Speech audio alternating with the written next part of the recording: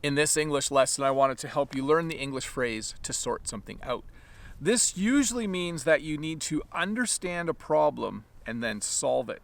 If my brother said to me, "Hey, can you come over today and help me with something?" I could respond and say, "Yes, but not right away because I need to sort something out." That might mean that I have a problem. Maybe there's a pipe leaking in my basement, and I have to figure out why it's leaking. I have to understand why it's leaking, and then I need to fix it.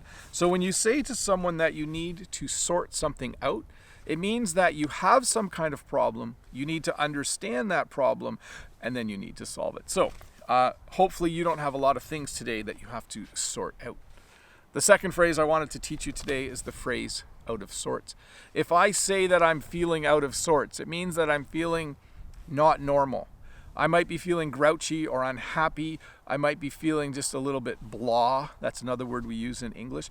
But when you're feeling out of sorts, you're basically saying you aren't your normal happy self. The other day I was trying to make a video and I was having trouble talking, and I said, I'm just feeling a little bit out of sorts today. The wind was bothering me that day. I couldn't get my camera set up right. I was feeling frustrated. I was a little grouchy and annoyed. So I described it by saying that I was feeling out of sorts. So when you're feeling out of sorts, you're just not feeling your normal happy self. So to explain one more time, when you sort something out, it means that you have a problem. You need to understand the problem. You need to figure out the problem, and then you need to solve it. And when you are feeling out of sorts, it means you're just not feeling like your normal happy self. Hopefully your normal self is a very happy person. Anyways, let's look at a comment from another video. This comment is from Irina, and Irina says, "My English is as good as it gets, but I hope it will be better in the future. I do realize that the vocabulary I've learned so far will not stay in my head for good, and I need to practice it all the time." So, excellent use, Irina, of the two phrases from that lesson.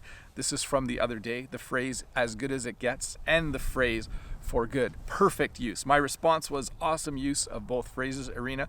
Good work. So I like to see that. It's really cool when you guys in the comments sometimes try to use the phrases. It's really neat to see that you see the phrase or you've learned the phrase that I've taught and you try to learn it.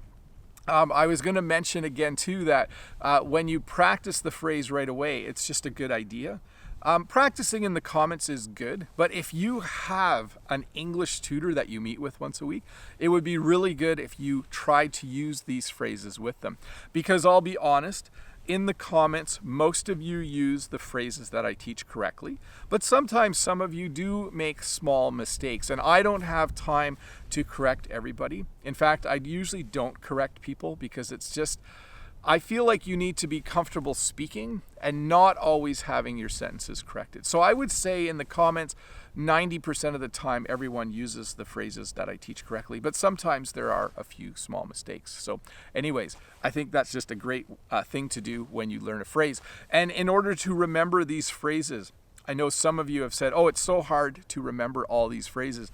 The best way to remember anything is to use it right away and to use it a few times in the next few days after you learn it. I've said that before a number of times on my other channel as well. One of the best ways to learn new vocabulary and new phrases, learn it once, use it a few times over the next few days, and you will hopefully remember it for a very long time.